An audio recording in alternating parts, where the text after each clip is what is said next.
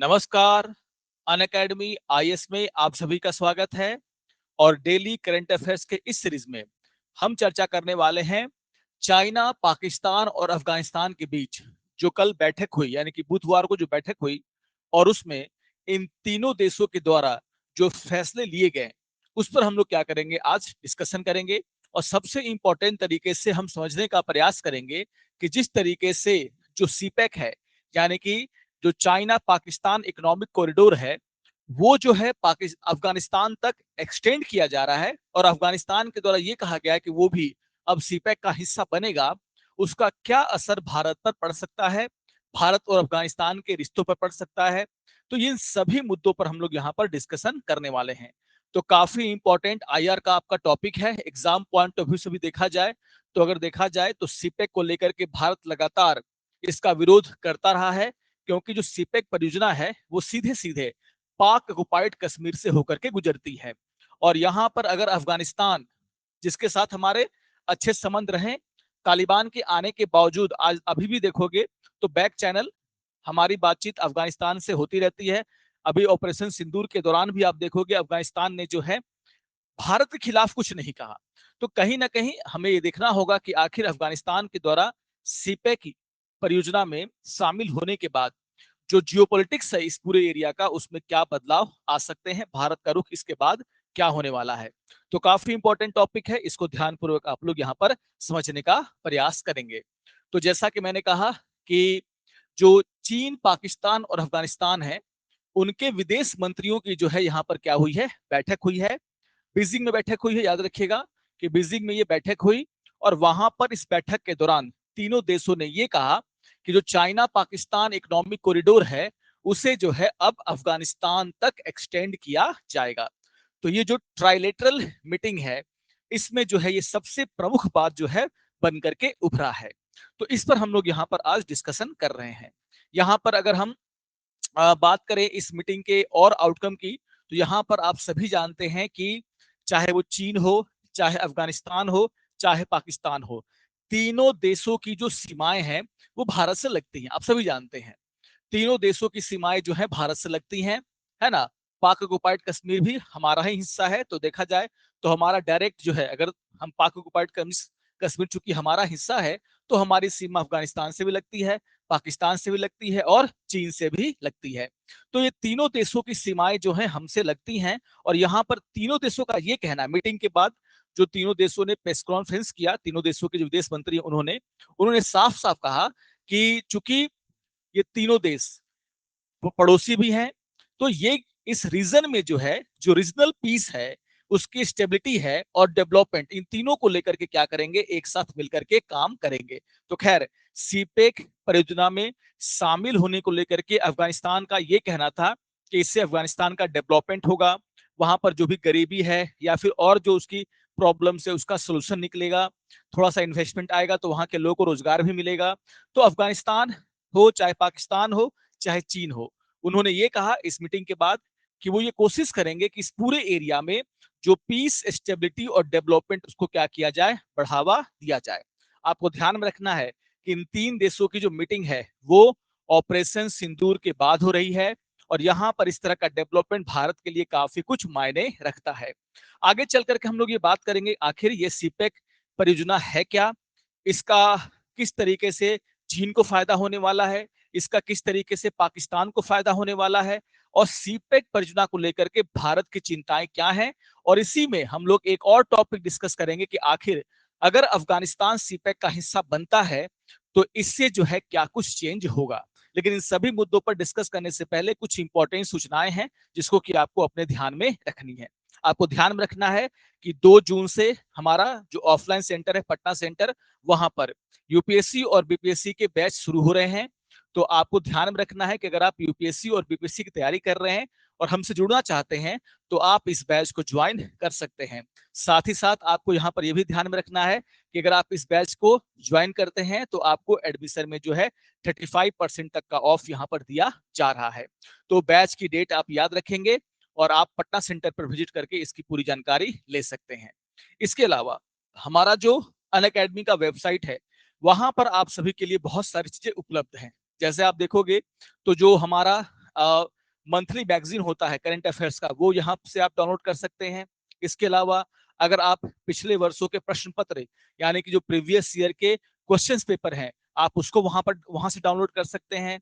अगर हम एनसीईआरटी के नोट्स की बात करें, उसके समरी की बात करें, तो ये भी वहां पर उपलब्ध हैं। तो ये सारी सुविधाएं आप अनअकैडमी के वेबसाइट पर जाकर उठा सकते हैं। तो इसको भी आपको ध्यान में रखना है। इसके अलावा एक और महत्वपूर्ण सूचना, अगर आप 2026 में यूपीएससी का एग्जाम देने वाले हैं, तो यहाँ पर यूपी प्रीलिम्स 2026 और मेंस 2026 को ध्यान में रखते हुए जो टेस्ट सीरीज है वो भी शुरू किया जा चुका है। और ये टेस्ट सीरीज हिंदी और इंग्लिश दोनों माध्यम में जो है आपके पास उपलब्ध है। तो आप जिस भी माध्यम में चाहें इसको ज्वाइन कर सकते हैं। 2 जून से जो है आप इसको भी ज्वाइन कर सकते हैं। तो याद रखिएगा कि आपका 2026 का अगर आपका प्रीलिम्स है, तो ये टेस्ट आपके लिए काफी इंपॉर्टेंट हो सकते हैं। आंसर राइटिंग अगर आपको प्रॉब्लम है, तो मेंस टेस्ट सीरीज को ज्वाइन करके आप उसको सुधार सकते हैं। ठीक है, तो ये सारी जो इंफॉर्मेशन है उसको आपको ध्यान में रखना है। अब आगे बढ़ते हैं अपने टॉपिक के तरफ। तो जैसा कि मैंने कहा कि जो अफगानिस्तान के द्वारा जो सीपेक में इंटरेस्ट दिखाया गया है और अफगानिस्तान का ये कहना है कि वो इसमें ज्वाइन करेगा, इसके बाद हमें ध्यान में रखना है कि आखिर जो भारत पर इसका इंपैक्ट पड़ेगा वो कैसा होगा। तो इस पूरे मुद्दे पर हम लोग क्या करेंगे, यहाँ पर डिस्कस करेंगे। देखिए, यहाँ पर जो बातचीत हुई है तीनों देशों के विदेश मंत्रियों के बीच में, तो यहाँ पर आपको ध्यान में रखना है, उनका ये कहना है कि ये तीनों देश मिलकर के काम करेंगे किस चीज को आगे बढ़ाने के लिए। इनका ये कहना है कि इन तीनों का जो गठजोड़ है वो जो है ना, ये क्या करेगा, they discuss enhancing diplomatic engagement, यानी कि इन्होंने डिस्कस किया है कि किस तरीके से चाइना, पाकिस्तान और अफगानिस्तान के बीच में जो डिप्लोमेटिक जो संबंध है उसको क्या किया जाए, आगे बढ़ाया जाए। स्ट्रेंथनिंग कम्युनिकेशन, कम्युनिकेशन को किस तरीके से और स्ट्रेंथनिंग किया जाए, आगे बढ़ाया जाए। यहाँ पर यह भी कहा जा रहा है कि ऐसे कदम उठाए जाने की ये तीनों कोशिश करेंगे जिससे कि जो ट्रेड है वो उसको क्या किया जा सके, बूस्ट किया जा सके। जो इंफ्रास्ट्रक्चर है, जो डेवलपमेंट का प्रोसेस है, उसको क्या किया जा सके, बूस्ट किया जा सके। और इसी परिप्रेक्ष्य में वो कह रहे हैं कि हम किसको ज्वाइन करेंगे, सीपेक योजना को ज्वाइन करेंगे। यहां पर आपको यह भी ध्यान में रखना है कि इसी मीटिंग में यह भी कहा गया, पाकिस्तान का जो फॉरेन मिनिस्टर है उसने ये जानकारी दी है कि जो अगला देखिए, इससे पहले भी चीन, पाकिस्तान और अफगानिस्तान की मीटिंग हो चुकी है विदेश मंत्रियों की। और यहां पर ये इंफॉर्मेशन दिया गया है कि जो अगली मीटिंग है वो जल्द से जल्द बुलाई जाएगी तीनों देशों के विदेश मंत्रियों की। और जो 6th trilateral foreign minister meeting होगा वो जो है काबुल में आयोजित किया जाएगा। आपको ध्यान में रखना है कि इस बार कहां हुआ था, बीजिंग में, और अब आगे चल करके क्या कब होगा, काबुल में। हालांकि डेट यहां पर नहीं दिया गया है, लेकिन ये बोल दिया गया है कि काबुल में जितनी जल्दी हो सके इन तीनों देशों का 6ठा ट्राइलेटरल फॉरेन मिनिस्टर जो मीटिंग है उसको यहां पर बुलाए जाने की कोशिश की जाएगी। तो ये कुछ आउटकम है जो कि हमें जानने चाहिए जो मीटिंग हुआ है उसमें। अब अगर हम बात करते हैं कि आखिर जो सीपेक योजना है वो है क्या, है ना, चाइना पाकिस्तान इकोनॉमिक कॉरिडोर है क्या, और इसको लेकर के भारत इतना विरोध क्यों करता है। तो आपको ध्यान में रखना है, अगर हम मैप से समझें तो जो आप मैप देख करके समझ जाएंगे कि ये जो पूरा का पूरा इकोनॉमिक कॉरिडोर है, इसको हम लोग रेड कलर से देखते हैं, तो चीन का ये है कासगर एरिया, कासगर प्रांत, कासगर एरिया, झिंजियांग प्रांत है ये चीन का। वहां से आप देखोगे ग्वादर पोर्ट जो है उसे जोड़ने के लिए जो है एक परियोजना शुरू की गई जिसको क्या बोला गया, सीपैक, है ना, चाइना पाकिस्तान इकोनॉमिक कॉरिडोर। अब आपको ध्यान में रखना है ये है पाक ऑक्युपाइड कश्मीर, पीओके। और ये जो सड़कें बनाई जाएंगी, जो भी पुल बनाए जाएंगे, क्योंकि इस योजना के तहत हेवी अमाउंट में जो है $60 बिलियन के करीब चीन जो है क्या कर रहा है, पाकिस्तान में इन्वेस्टमेंट करने की योजना बना रहा है। तो इस पूरे क्षेत्र में जहां जहां से ये पूरा का पूरा रोड गुजरेगा उसके आसपास आप देखोगे बहुत सारी जो इंफ्रास्ट्रक्चर के प्रोजेक्ट हैं वो यहाँ पर चलाए जाएंगे। कहीं पर रेलवे प्रोजेक्ट है, कहीं पर पुल बनाया जा रहा है, कहीं पर बांध बनाए जा रहे हैं। आसपास के एरिया में आप देखोगे कि जो इंडस्ट्रियल कॉरिडोर है वो बनाए जाने की बात कही जा रही है। तो चीन का यहाँ पर ये परियोजना जो है वो क्या करता है, चीन का जो झिंजियांग प्रांत है उसमें आप देखोगे यहाँ पर कासगर एरिया, वहां से ये किसको जोड़ रहा है, ग्वादर पोर्ट, जिसको कि चीन की मदद से ही बनाया गया है। ग्वादर पोर्ट को यहाँ पर चीन क्या करना चाहता है, जोड़ना चाहता है। तो इसी योजना को क्या कहा गया, चाइना पाकिस्तान इकोनॉमिक कॉरिडोर। तो लगभग 3000 किलोमीटर लॉन्ग रूट यहाँ पर जो है तैयार किया जाएगा, और इसके चारों तरफ आप देखोगे तो बड़े बड़े जो इंफ्रास्ट्रक्चर के प्रोजेक्ट हैं वो डेवलप यहाँ पर चाइना करना चाहता है। तो याद रखिएगा कि जो चीन का north west Xinjiang Uyghur autonomous region है ना, आपको झिंजियांग नाम याद रखना है, उसे जो है ग्वादर पोर्ट से जोड़ने की बात कही जा रही है, और इसी योजना को क्या कहा गया, सीपैक। अब जैसा कि मैंने मैप से समझाया है, ये बहुत ही इंपॉर्टेंट है। देखिए, मैं बार बार कहता हूं कि अगर आपको आईआर समझना है तो आपको सबसे पहले मैप देखना आना चाहिए। अब आप जैसे मैंने कहा कि आखिर भारत को आपत्ति क्या है, तो आपको ध्यान में रखना है कि इस योजना का एक बड़ा सा हिस्सा जो है पाक ऑक्युपाइड कश्मीर से होकर के गुजरता है, जो कि हमारा हिस्सा है। और अगर चीन जो है पाकिस्तान के साथ मिलकर के यहाँ पर सड़कों का निर्माण कर रहा है, तो भारत सीधे सीधे इसका क्या कर रहा है, विरोध कर रहा है, क्योंकि ये हमारा एरिया है। और अगर कोई तीसरा देश आकर के यहाँ पर कुछ भी बना रहा है, तो उसे पाकिस्तान से नहीं बल्कि हमसे परमिशन लेने की आवश्यकता है, क्योंकि पाक ऑक्युपाइड कश्मीर किसका हिस्सा है, भारत का अभिन्न अंग है। तो यहाँ पर आप देखोगे पीओके से जिस तरीके से यहाँ पर जो गिलगित बटालिस्तान का एरिया है, वहां से जिस तरीके से सड़कें निकाली जा रही हैं, पुल बनाए जा रहे हैं, सुरंगें बनाई जा रही हैं, वो सीधे सीधे भारत की जो सोवरेनिटी है, संप्रभुता है, उसको क्या करता है, चैलेंज करता है। तो भारत डायरेक्टली जो है इसका क्या करता है, अनेकों मंचों पर उसने, भारत ने इसका क्या किया है, विरोध किया है। अब यहां पर आप देखोगे कि सबसे इंपॉर्टेंट बात क्या है कि आखिर जो चीन का वन बेल्ट वन जो योजना है ना, जिसको हम बोलते हैं one belt one road initiative, उसी का सीपेक क्या है, एक पार्ट है। तो आप सभी जानते हैं बीआरआई योजना के बारे में कि किस तरीके से चीन लैंड और सी रूट के माध्यम से जो है पूरा यूरोप, अफ्रीका, सेंट्रल एशिया सभी के साथ अपने जो व्यापारिक संबंध है, ट्रेड है, उसको क्या करना चाहता है, इनहेंस करना चाहता है। और इसी कि आप देखोगे कि इसी में आप एक जो योजना है वो क्या है, सीपेक योजना है, जिसके जरिए पाकिस्तान चीन क्या कर रहा है, अपने झिंजियांग प्रांत से लेकर के जो ग्वादर पोर्ट है उस तक जो है वो सड़क बनाने की योजना यहाँ पर उसने सामने रखी है। अब सबसे इंपॉर्टेंट ये हो जाता है कि आखिर जो चीन Pakistan China Pakistan economic corridor है, उससे जो है फायदा क्या है, चीन को फायदा क्या है, पाकिस्तान को फायदा क्या है, और भारत की क्या आपत्ति। भारत के बारे में तो मैंने आपको बता दिया कि भारत सीधे सीधे इसे अपनी सोवरेनिटी पर क्या मानता है, हमला मानता है। तो जैसा कि मैंने कहा कि पाकिस्तान को क्या फायदा होगा, मैंने कहा कि जो जिस एरिया से ये पूरा का पूरा रोड निकलेगा, उस एरिया के चारों तरफ चीन क्या कर रहा है, बड़े बड़े इंफ्रास्ट्रक्चर प्रोजेक्ट बना रहा है। चीन का ये कहना है कि वो क्या करेगा, रोड बनाएगा, रेलवे स्टेशन बनाएगा, पटरियां बिछाएगा। इसके अलावा जो एनर्जी के इंफ्रास्ट्रक्चर हैं उसको, यानी कि बिजली के उत्पादन करने के लिए वो यहाँ पर क्या करेगा, प्लांट बैठाएगा, इकोनॉमिक कॉरिडोर बनाए जाएंगे, इंडस्ट्रियल कॉरिडोर बनाए जाएंगे। तो आप समझ सकते हैं कि पाकिस्तान की इकोनॉमी, जिसको जो काफी झटके खा चुकी है, उसको जरूरत है कि कोई देश उसमें आकर के क्या करे, फॉरेन डायरेक्ट इन्वेस्टमेंट करे। तो इन्वेस्टमेंट जब पाकिस्तान में आएगा तो पाकिस्तान को लग रहा है कि उसकी जो इकोनॉमी है वो सुधरेगी, वहां पर जो बेरोजगारी की समस्या है उसको दूर किया जाएगा, जो इंफ्रास्ट्रक्चर की कमी है उसको पाकिस्तान क्या कर सकता है, दूर कर सकता है। तो पाकिस्तान को यह लगता है कि चाइनीज इन्वेस्टमेंट से उसके जो इकोनॉमिक प्रॉब्लम है, जो इकोनॉमिक क्राइसिस है, उसको क्या किया जा सकता है, दूर किया जा सकता है। इसीलिए वो भर भर के जो है आप देखोगे चाइना को यहाँ पर आमंत्रित कर रहा है कि आप आइए और पाकिस्तान में जो है सब कुछ बनाइए, रोड से लेकर के, पोर्ट से लेकर के, एयरपोर्ट से लेकर के सब कुछ। लेकिन पाकिस्तान को याद रखना चाहिए कि जहां पर भी चीन ने इस तरीके की योजनाएं शुरू की, वो सभी देश आज ऋण जाल की नीति का में है फंस चुके हैं।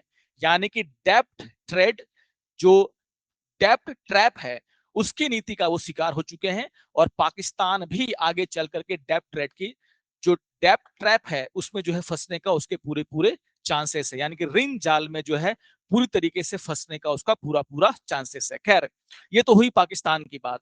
अगर हम चीन के परिपक्ष में देखें कि आखिर चीन को इससे क्या फायदा है, तो सबसे ज्यादा फायदा तो है चीन को। देखिए, चीन की कंपनियों ने अफ्रीका में, सेंट्रल एशिया में काफी ज्यादा जो है क्या किया है, इन्वेस्टमेंट कर रखा है।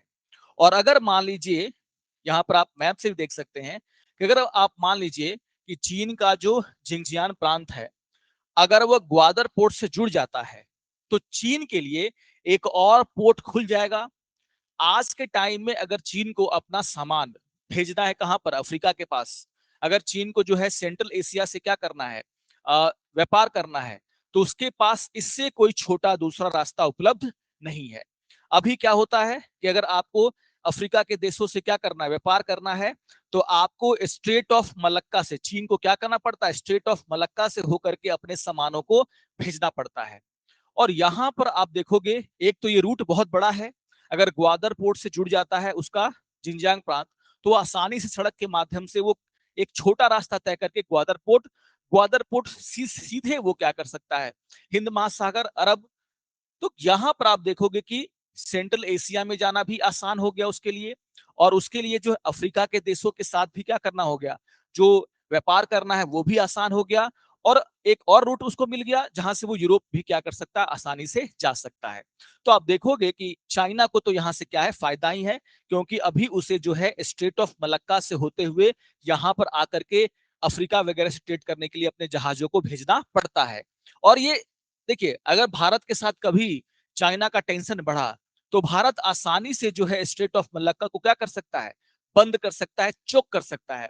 और यहां पर चीन को लगता है कि अगर ग्वादर पोर्ट के साथ झिंजियांग प्रांत जुड़ जाता है, तो अगर भारत इस एरिया को चोक करता भी है, भारत की नेवी अगर इस पूरे स्ट्रेट ऑफ मलक्का के पास अगर नाकेबंदी करती भी है, तो चीन के पास एक अल्टरनेटिव रूट रहेगा जहां से वो क्या कर सकता है, इन देशों के साथ व्यापार कर सकता है।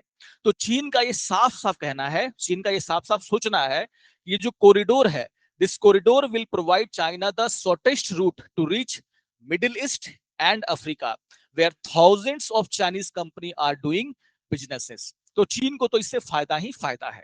यहां पर आप देखोगे कि चीन लगातार इसीलिए इसको क्या कर रहा है, पुश कर रहा है। लेकिन भारत के क्या कंसर्न है, जैसा कि मैंने शुरू में ही कहा कि चूंकि जो सीपैक योजना है वो सीधे सीधे जो है किससे होकर गुजर रही है, पाक ऑक्युपाइड कश्मीर से होकर के गुजर रही है। चूंकि पाक ऑक्युपाइड कश्मीर भारत का हिस्सा है, तो भारत का ये साफ साफ कहना है कि कोई तीसरा देश, अगर चीन वहां पर जाकर के क्या कर रहा है, पाकिस्तान के साथ मिलकर के अगर वहां पर कोई भी इंफ्रास्ट्रक्चर का डेवलपमेंट कर रहा है, तो वो सीधे सीधे भारत की सोवर्निटी, यानी कि सीधे सीधे भारत की जो संप्रभुता है उस पर हमला है। आगे चल करके पाकिस्तान ये क्लेम कर सकता है कि देखिए, इंटरनेशनल कम्युनिटी ये रिकॉग्नाइज कर रही है कि पीओके किसका हिस्सा है, तो पाकिस्तान का हिस्सा है। तो भारत की स्थिति यहां पर कमजोर होती है, इसलिए भारत लगातार शुरुआत से ही इसका क्या कर रहा है, विरोध कर रहा है। तो ये बहुत ही इंपॉर्टेंट चीजें हैं जिसको कि आपको ध्यान में रखना है। यहां पर भारत का ये भी कहना है कि जो Chinese control over the trade through the sea route. अच्छा, आप सभी जानते हैं स्ट्रिंग ऑफ पर्ल्स की नीति, चाइना लगातार जो है भारत को चारों तरफ से घेरने का प्रयास कर रहा है।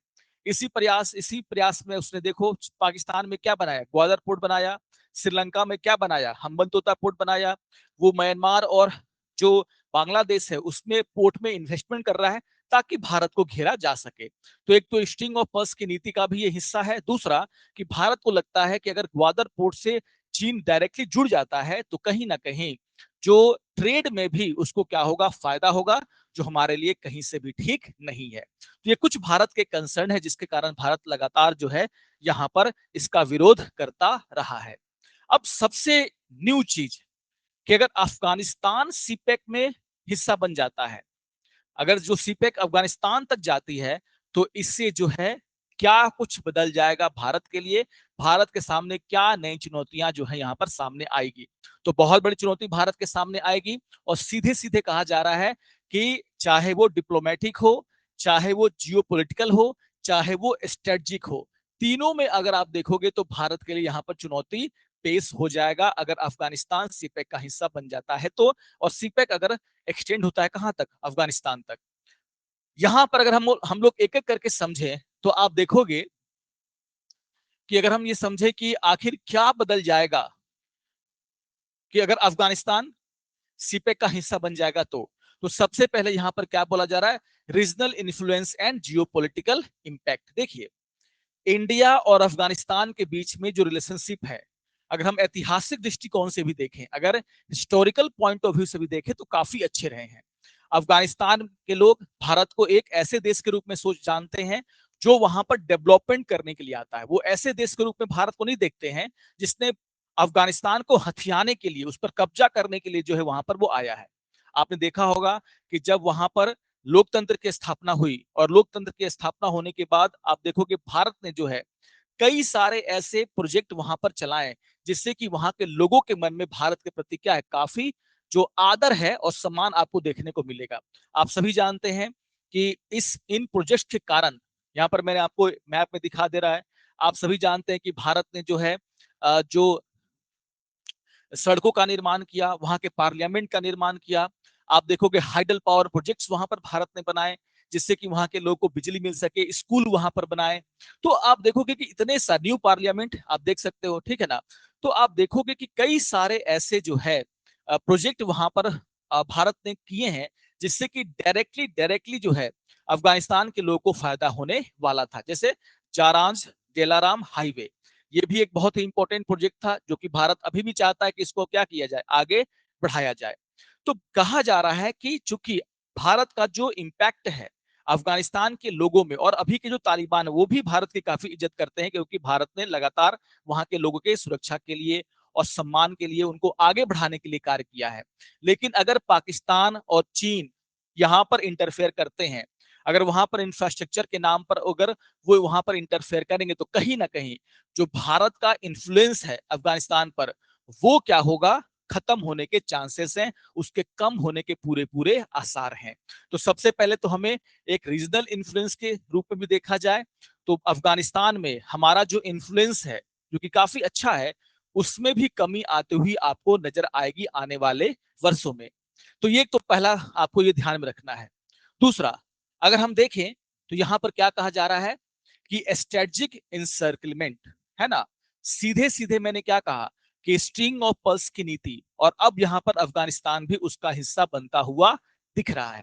तो जिस तरीके से आप देखोगे कि भारत को घेरने के लिए, मैंने बोला श्रीलंका में हम्बनतोता पोर्ट, या फिर पाकिस्तान में ग्वादर पोर्ट, बांग्लादेश में आप देखोगे चिटगोंग, ये तीनों पोर्ट बनाने के बाद साफ साफ ये हो जाता है कि चाइना भारत को घेरने का काम कर रहा है। इस तरीके से अगर अफगानिस्तान भी चाइना के चंगुल में चला जाता है तो कहीं ना कहीं भारत के लिए इस क्षेत्र में जो मुश्किलें हैं वो बढ़ती हुई दिखेंगी। यानी कि पूरा का पूरा जो है वेस्टर्न फ्रंट है हमारा, वो डिसस्टेबलाइज होने का भी क्या है, चांसेस यहाँ पर बढ़ जाता है। आज अफगानिस्तान जो जम्मू कश्मीर के मुद्दे पर कोई तालिबान जो है वो जम्मू कश्मीर के मुद्दे पर कोई इंटरफेयर नहीं कर रहा है, लेकिन कल को अगर चीन और पाकिस्तान उसके साझेदार बन जाते हैं तो कहीं ना कहीं आप देखोगे तालिबान पर भी दबाव होगा कि वो जम्मू कश्मीर के मुद्दे पर, पीओके के मुद्दे पर क्या करे, पाकिस्तान का साथ दे। तो ये भी भारत के लिए सिक्योरिटी कंसर्न भी यहाँ पर आप देखोगे बढ़ते हुए दिख रहे हैं। तो इन सभी बातों को आपको ध्यान में रखना है। यहाँ पर यह भी कहा जा रहा है कि चीन की नजर जो है अफगानिस्तान के मिनरल्स पर है, वहां पर रेयर अर्थ एलिमेंट्स पाए जाते हैं, और कहीं ना कहीं वहां पर जब इन्वेस्टमेंट करेगा चीन तो सीधे सीधे अगर आप देखोगे तो वहां पर भी एक लीड ले रहा है कौन, चाइना, जबकि हमें वहां पर लीड लेना चाहिए। तो कहीं ना कहीं आप देखोगे कि हाईटेक जो जो लिथियम है या फिर जो other rare earth element Afghanistan में मिल रहे हैं, उनको कहीं ना कहीं नजर है, उन पर कहीं ना कहीं नजर है किसकी, चीन की। और इसलिए चीन ये चाह रहा है कि सीपेक को वहां तक लेकर के जाया जाए जिससे कि वो क्या कर सके, उनके नेचुरल रिसोर्सेस का दोहन कर सके। तो इन सभी बातों को सीधे सीधे आपको ध्यान में रखना है कि क्यों भारत के लिए अगर ये, अगर अफगानिस्तान क्या है, अगर शामिल होता है सीपेक में, जो कि न्यूज आया है, तो भारत के लिए क्या मुश्किल यहाँ पर खड़ी हो सकती है। इसके अलावा आप देखोगे कि इसका असर और पड़ेगा किस पर, चाबहार पोर्ट पर, और जो भारत का आईएनएसटीसी प्रोजेक्ट है उस पर। देखिए, अगर हम अफगानिस्तान शामिल होता है किसमें, सीपेक में, तो जो ग्वादर पोर्ट का इंपॉर्टेंस है थोड़ा सा बढ़ेगा।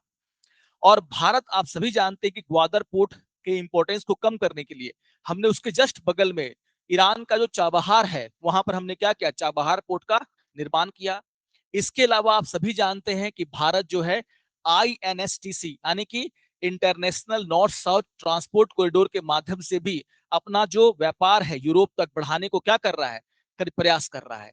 तो आप देखोगे कि भारत जो है लगातार, है ना, इस रूट से, इसी को हम लोग क्या बोलते हैं, है ना, नॉर्थ साउथ ट्रांसपोर्ट कॉरिडोर, इसके माध्यम से भारत क्या करना चाहता है, जो भी मिडिल ईस्ट है, सेंट्रल एशिया है, या फिर यूरोप तक, वो एक अल्टरनेटिव रूट यहाँ पर ढूंढ रहा है, जिससे कि कम समय में वो क्या कर सके, अपने सामानों को यूरोप तक भेज सके, सेंट्रल एशिया तक भेज सके। तो आप देखोगे कहीं ना कहीं जो है इस प्रोजेक्ट पर भी इसका जो है नेगेटिव इंपैक्ट आपको पड़ता हुआ दिखेगा। तो आप सभी जानते हैं कि ये हमारे लिए काफी इंपॉर्टेंट प्रोजेक्ट है। चाहे हम ग्वादर पोर्ट की बात करें, आप सभी जानते हैं यही जारांज, जो आप देखोगे कि जो रोड था जो काबुल तक जा रही थी, इसी को भारत बना रहा था, क्योंकि भारत चाहता था कि अफगानिस्तान के माध्यम से, ईरान के माध्यम से हम जो सेंट्रल एशिया के देश हैं वहां तक अपने सामानों को आसानी से पहुंचा सके लैंड के माध्यम से, और कहां तक लेकर के जा सके, यूरोप तक। तो आप देखोगे कहीं ना कहीं जो है अफगानिस्तान के शामिल होने से जो ग्वादर बंदरगाह का जो इंपॉर्टेंस बढ़ेगा, वो भारत के इन दो प्रोजेक्ट पर भी क्या कर सकता है, इंपैक्ट डाल सकता है।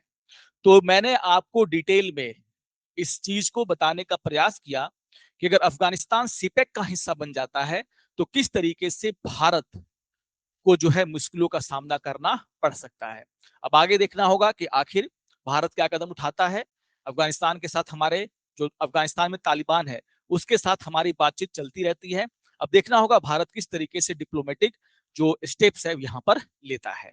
तो आशा करता हूं कि आप सभी को ये सारी बातें समझ में आई होंगी। अगर ये आपको समझ में आए तो जरूर आप इस वीडियो को लाइक करेंगे। काफी इंपॉर्टेंट बातें मैंने आपको यहाँ पर बताने का काम किया है, तो जरूर लाइक कीजिएगा इस वीडियो को। मिलते हैं नेक्स्ट वीडियो में कुछ और इंपॉर्टेंट टॉपिक पर डिस्कशन के साथ। तब तक के लिए नमस्कार और धन्यवाद।